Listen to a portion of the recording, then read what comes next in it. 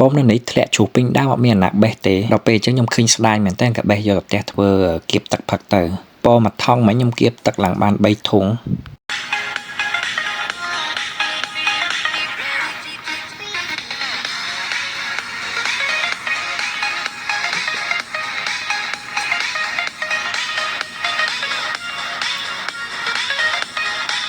នៅកន្លែងខ្ញុំធ្វើការហ្នឹងគឺមានដើមពោមមួយហើយដើមពោមហ្នឹងគឺវាមានផ្លែច្រើនមែនតើធម្មតានៅប្រទេសដាណឺម៉ាកហ្នឹងភាគច្រើនហ្នឹងជនជាតិគេហ្នឹងគឺអត់សូវបេះផ្លែពោមផ្លែអីតាមផ្លូវអីទេទុកទាល់តែទុំជ្រូកក៏មានណាមកបេះដែរដល់ពេលអញ្ចឹងខ្ញុំឃើញស្ដាយមែនតើគេបេះឡើងមួយថងធំយកទៅផ្ទះខ្ញុំអាចបេះច្រើនអញ្ចឹងដោយសារតែថ្ងៃហ្នឹងខ្ញុំជិះឡានទៅធ្វើការពោមកន្លះថងហ្នឹងគឺអត់ក្រោម10គីឡូទេពោមដែលខ្ញុំបេះថ្ងៃហ្នឹងគឺធំមែនតើឡើងមួយហ្នឹងចង់ប៉ិនបាតដៃសិនជាពណ៌វិញគឺក្រហមគួរឲ្យចង់ញ៉ាំហ្មងពោមហ្នឹងរសជាតិវាប្រហែលជាលាយជូរ 15% អីហ្នឹងតែដល់ពេលយកទៅគៀបទឹកទៅគឺមានអីឆ្ងាញ់របស់គេទេតែពោមទាំងអស់ហ្នឹងពេលខ្ញុំទៅដល់ផ្ទះហ្នឹងគឺខ្ញុំចាប់ដើមលាងកាត់វាយកមកទុកសម្រាប់គៀបទឹកមកព្រោះដោយសារតែបើយើងញ៉ាំស្រាន់អញ្ចឹងគឺយើងញ៉ាំអត់ទាន់ទេដល់ទៅគៀបទឹកអញ្ចឹងបានញ៉ាំអស់ពោមប៉ុណ្ណឹងពេលខ្ញុំគៀបទឹករួចទៅខ្ញុំចំមាស់វារួចប្រហែលជាបាន4លីត្រក្នុងការលាងពោមហើយនឹងហាន់វាទូចៗហ្នឹងគឺអត់សូវយូរទេព្រោះបងខ្ញុំមកជួយយូរហ្នឹងពេលដែលគៀបទេព្រោះដោយសារតែម៉ាស៊ីនខ្ញុំទូចអញ្ចឹងទៅគៀបអត់សូវបានច្រើនទេពេលដែលពួកខ្ញុំគៀបទឹកហ្នឹងគឺខ្ញុំអត់បានថតទេព្រោះដោយសារតែយើងប្រើមនុស្ស2នាក់ជាធម្មតានៅពេលដែលរើសពោមហ្នឹងគឺខ្ញុំអត់ដែរទៅទិញ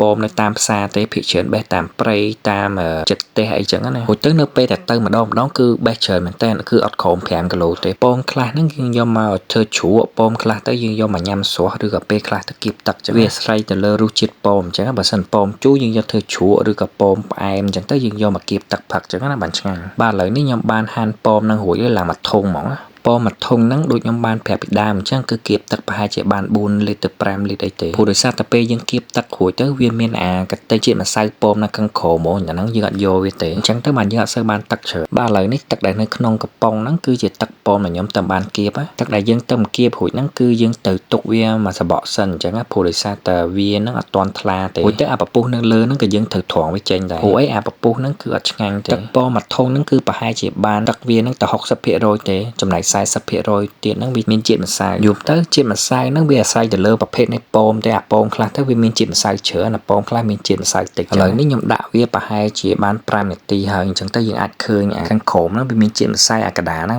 វាជាតិទឹកពោមសុទ្ធចឹងតែអាហ្នឹងវាអត់ទាន់រងអស់ទេដល់ទៅ5 10ទៅ20នាទីទេមកវារងអស់ចឹងបាទពោមមួយធុងធំមិញទៅខ្ញុំគៀបបាន3ធុងនេះ3ធុងហ្នឹងប្រហែលជា7ទៅ8លីត្រតែគ្រាន់តែជាតិម្សៅហ្នឹងឡើងអស់ពាក់កណ្ដាលបាត់ហើយដូចអ្នកទាំងអស់គ្នាបានឃើញអញ្ចឹងអាទឹកពោម3កំប៉ុងហ្នឹងអាខ្លះទៅវាមានជាតិម្សៅច្រើនអាខ្លះមានជាតិម្សៅតិចចឹងប្រហែលដោយសារតែពោមហ្នឹងមានសបកស្ដើងឬក៏សបកក្រាស់ទេមើលទៅបាទវីដេអូរបស់ខ្ញុំមានតែប៉ុណ្្នឹងឯងជួបគ្នានៅវីដេអូក្រោយៗទៀតបាទអរគុណច្រើន